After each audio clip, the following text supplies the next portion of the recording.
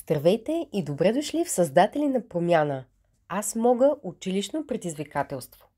Ние следваме простичък 4-стъпков процес. Почувствай, представи си, направи и сподели, за да помогнем на децата целенасочено да открият своята аз мога суперсила. В предишното видео се научихме как да чувстваме и да виждаме със сърцата си и да определим предизвикателство, което искаме да разрешим. В това видео ще споделим с вас втората стъпка, която е представи си.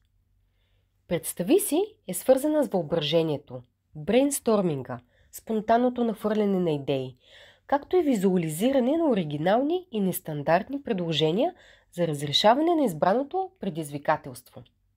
За да раздвижите творчески импулс на децата, можете да започнете с някои забавни дейности. Поставете един стол пред групата и ги поканете да демонстрират 100 начина, по който той може да бъде използван за нещо друго, различно от седенето на него, разбира се. Можете да играете игра с луди въпроси, които провокират нестандартно мислене. Например, какво казва жабата на слона? Какво казва моливът на писалката? И така нататък. Очаквайте и насърчавайте дори и странните и забавни отговори, последвани от кикотене и много смях. Идеята тук е да отворим умовете на децата и да отприщим силата на тяхното въображение. Сега, когато нашите герои са мотивирани, разделете децата на по-малки групи и ги поканете да обмислят всички възможни решения на избраното предизвикателство.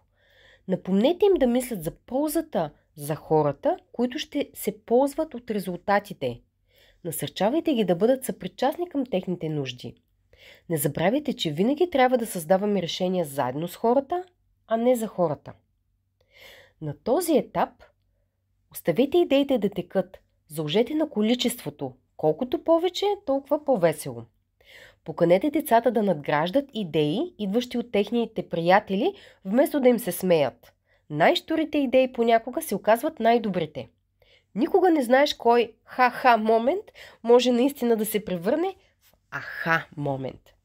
Когато мислят за решения, насърчавайте ги да мислят отвън стандартните такива, като провеждане на срещи, правене на плакати и други. Вдъхновете ги да намерят трайни решения на избраното предизвикателство. Сега, след като имаме много изброени идеи, запознайте децата с списъка за проверка с тикчета. Ние го наричаме принципа бързо, смело, дълготрайно. Решенията на децата трябва да имат бързо въздействие, те трябва да бъдат големи и смели и също трябва да имат дълготрайно въздействие. Решаващите умения, които децата ще развият в процеса на представи си, са изобретателност и иновативност. Ето и кратък обзор на втората стъпка представи си. Осигурете забавна и ефективна брейнсторминг сесия. Напомнете им да разсъждават върху ползата за хората. Използвайте принципа бързо, смело, дълготрайно, за да гласувате за идеите, които най-добре отговарят на предизвикателството. Документирайте процеса на работа. Сега вашите герои вече са готови да преминат към следващата стъпка – направи.